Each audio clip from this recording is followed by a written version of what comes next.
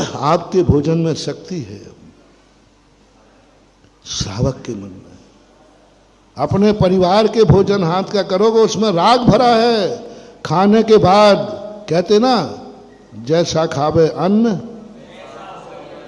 और जिस व्यक्ति के हाथ में राग भरा है वो रागी का भोजन है, वो परिवार का भोजन है। चाहे एक गिलास पानी क्यों ना हो, वो अंदर जाएगा, तुम्हें राग पैदा करेगा ही करेगा, क्योंकि उन्होंने राग भाव से दिया। मेरा बेटा, मेरे परिवार का, मेरी मझोली का, ये भाव उसमें आ गया है तो वो तुम्हें राग पैदा कर देगा। जिस भाव से माल होता है आहार, महाराज बता, ये भी शास्त्रों में कहानी आती है।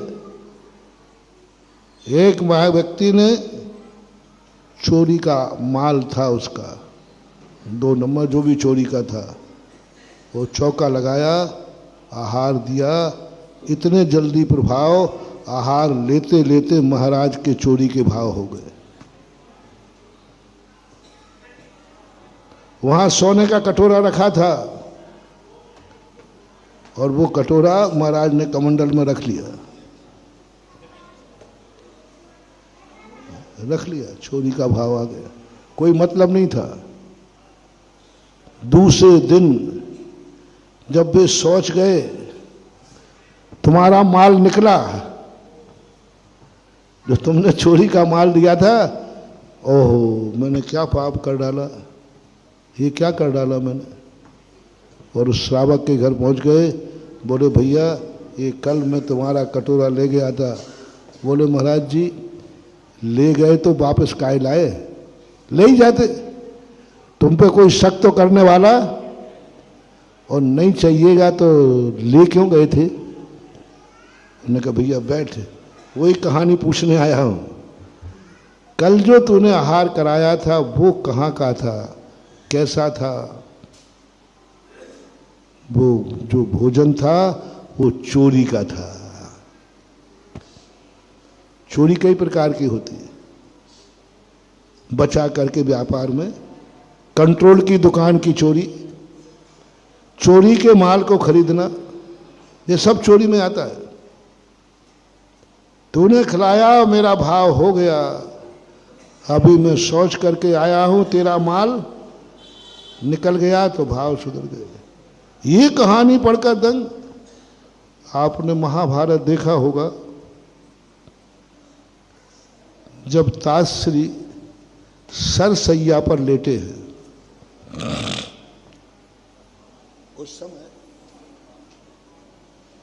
उस समय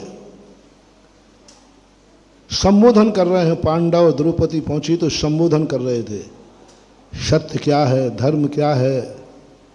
तो द्रौपदी को हंसी आ गई। ताजश्री कहते, ऐसे गंभीर समय पर जब मैं उपदेश दे रहा हूं, द्रौपदी पांचाली क्यों हंसी। ताजश्री कहते हैं पांचाली हंसी। बोले नहीं ताजश्री कोई बात नहीं, मैं तो वैसे ही मजाक किया हूं, वो तो यूं। नहीं, पांचाली की हंसी निरर्थक नहीं हो सकती। पांचाली कहते नहीं साहब, ताजश्री हंसी कोई बात नहीं है। ताजश्री कहते बोलो क्या बात है। पांचाली क्या कहती है, मुझे इसलिए हंसी आ गई, आज तुम्हें धर्म की बातें हो रही हैं मरते समय। जब राज दरबार में मेरा चीरहरण हो रहा था, अन्याय हो रहा था, उस समय ये धर्म का उपदेश क्यों नहीं दिया। ये उपदेश उस समय देना चाहिए था। कितना अन्याय हो रहा था, आप बैठे थे वहां पर। आज जब मरने लगे तो धर्म की बातें आ रही हैं आपको, धर्म की बातें सुना रहे हो, न्याय अन्याय की बातें सुना रहे हो। इसलिए मुझे हंसी आई कि देखो उस समय ताजश्री कहते हैं, बेटी तेरी हंसी जायज है। उस समय मैंने नहीं किया, ये जायज है, क्योंकि उस समय में दुर्योधन का अन्न खा रहा था, इसलिए खून में भी दुर्योधन की भाषा पड़ी थी। आज अर्जुन के तीरों से वो सारा खून निकल गया है, इसलिए धर्म की बात आ रही है। ये इतनी गजब की बात है महानुभाव, कितना बड़ा साइकोलॉजी है, कितना बड़ा प्रभाव है। इसी कारण सबसे ज्यादा ध्यान आहारचर्या पर जैनियों के दिया जाता है।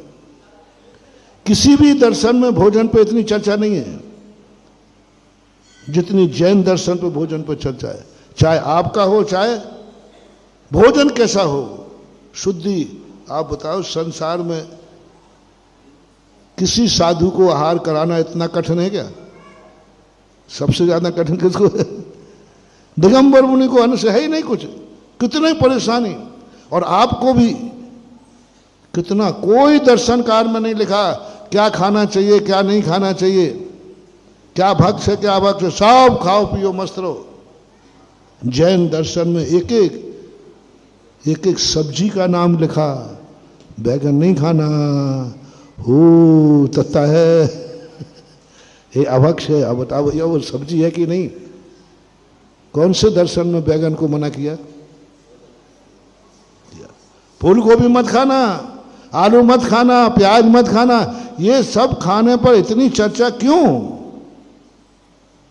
मुनिराज को आहार में थोड़ा छूला, महाराज नहीं लेंगे, क्यों आखिर इतना?